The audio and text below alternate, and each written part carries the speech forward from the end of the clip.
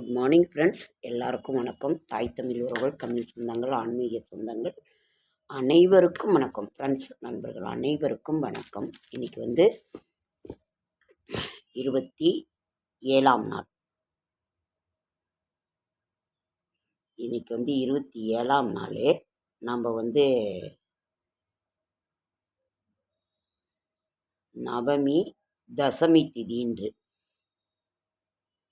நாம் இன்றைக்கி காலையிலேயே நட்சத்திர பலன்கள் கொடுத்துட்டோம். இன்றைக்கி மருத்துவ குறிப்புகள் பார்க்கலாம். செடியாய வல்வினிகள் தீர்க்கும் திருமால். செடியாய வல்வினிகள் தீர்க்கும் திருமாலே, நெடியானே வேங்கடவா நின் கோயிலின் வாசல், அடியாரும் வானவரும் அறம்பெயரும் கிடந்தீங்க, படியாய் கிடந்து ஒன் பவளவாய் காண்பேனும். நம்ம இன்னைக்கு இதை தான் நம்ம பார்க்க போகிறோம். தை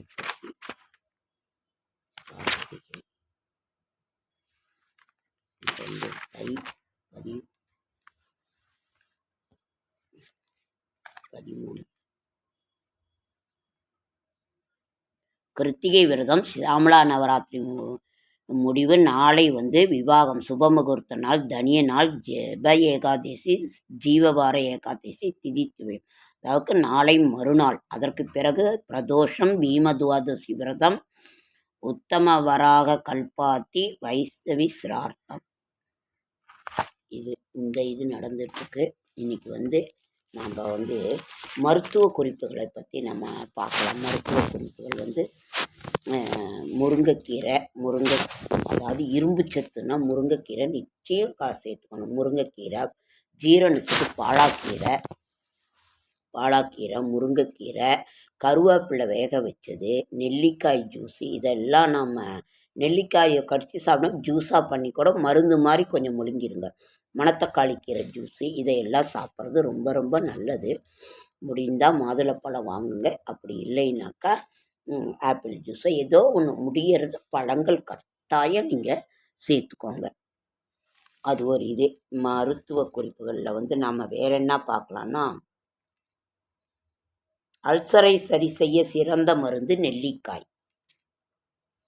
உடலுள் பித்தம் அதிகமாகும் பொழுது வாயு பிரச்சனை, பாதம் மற்றும் உதடுகளில் வெடிப்பு, உள்ளங்கை மற்றும் உள்ளங்கள் வறட்சியாகவும் கடினமாகவும் காணப்படும். தடைகள் 1000 வந்தாலும் என்ன அடியெடுத்து வைத்து முன்னேறிவிடு, வாழ்க்கை வசப்படும். இவ்வுலகில் கொடுப்பது மறு உலகில் கிடைக்கும். அதுதான் நம்ம பூர்வ புண்ணியத்தில் நாம் என்ன செய்தோமோ அதன்படி தான் இன்று அந்த வாழ்க்கையினோட இது அமையும் அப்படிங்கிறது சொல்கிறது. உப்பிட்டவரை உள்ளவரை நினை. செம்பருத்தி இலையை காய வைத்து பொடி செய்து தினமும் சாப்பிட மலச்சிக்கல் குணமாகும். சில சிறந்த தருணங்களுக்காக காத்திருக்கும் பொழுதுகளில் பல சிறந்த வாய்ப்புகள் நம்மை கடந்து சென்றுவிடும். மருதம்பட்டை பொடி, கடல் அழிஞ்சிப்பட்டை பொடி இரண்டையும் சம அளவு எடுத்து அரைத்து 2 கிராம் அளவு எடுத்து 3 வேளை உணவுக்கு பின் சாப்பிட்டு வந்தால் சர்க்கரை நோய் குணமாகும். சர்க்கரை நோய்க்கு நம்ம பாவக்காய் அதிகமாக சேர்த்துக்கலாம். திரிபுலாசூரனோன்னு நாட்டு மருந்து கடையிலையும் விற்கிது. அதற்கு பிறகு சாப்பாடு கம்மியாக சாப்பிட்ணும். பொரியல் காய்கறியில் இவ்வளோ சாப்பிட்ணும். சர்க்கரை நோயை குணப்படுத்துவது என்பது அந்த இதில் இருக்குது. அதை நம்ம செய்யலாம்.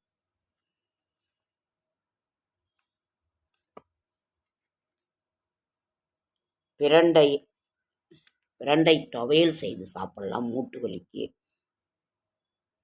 இதையெல்லாம் நம்மளது இதில் சேர்றது. உடல் ஆரோக்கியம். சூரிய பகவானுக்கு வணக்கம். நம்ம நிறைய படிச்சிருக்கோம்.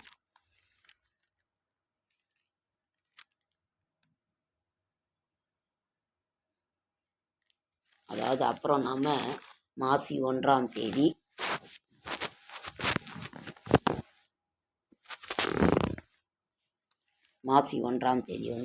நாம் விஷ்ணுபதி புண்ணிய காலம் அன்று கொடிமர வழிபாடு செய்ய வேண்டும். அப்படி இல்லைன்னா வீட்டிலையே நினைத்து விஷ்ணு பகவானை நினைத்து இது பண்ணால் கூட போதுமானது.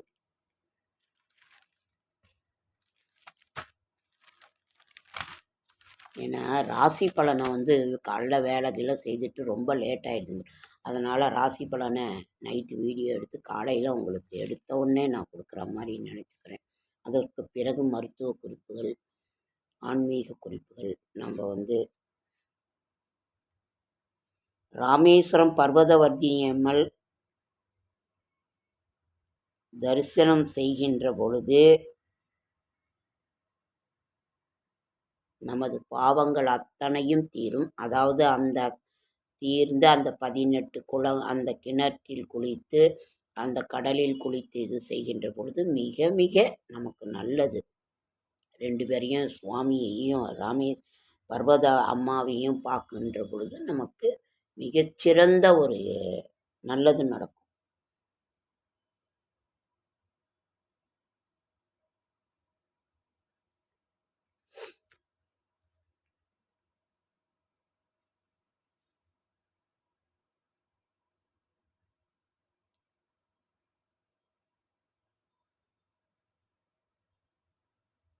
இரத்த சோகை உள்ளவர்களுக்கு சாமை சிறந்த தீர்வை தருகின்றது.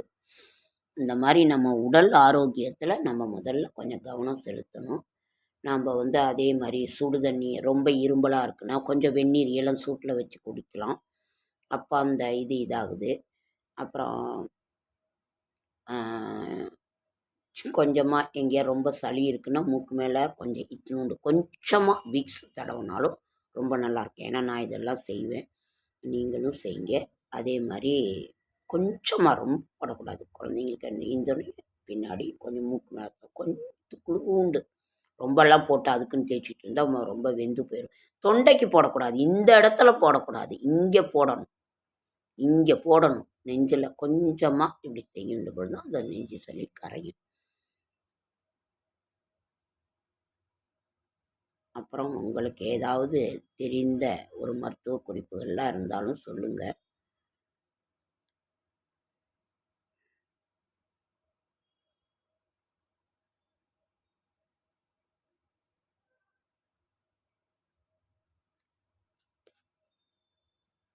அருகம்புல் சாறு தினமும் பருகி வர இரத்தத்தை சுத்தப்படுத்தும் மற்றும் வாய்ப்புண் ஆற்றும்.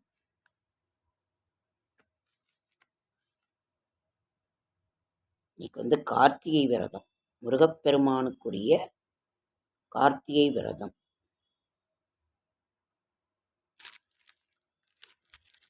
வேல்மாறல் படிக்கலாம். வேல்மாறல் அந்த சக்தி கவசத்தெல்லாம் கேட்குறது இன்றைக்கி ரொம்ப ரொம்ப சிறந்தது.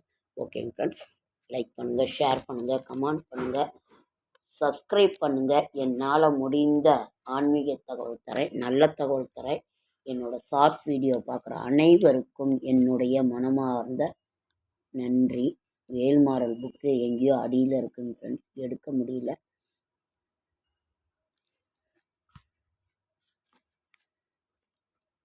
ஓகேங்க ஃப்ரெண்ட்ஸ், என்னோடய ஷார்ட்ஸ் வீடியோ பார்க்குற அனைவருக்கும் என்னுடைய மனமார்ந்த நன்றி.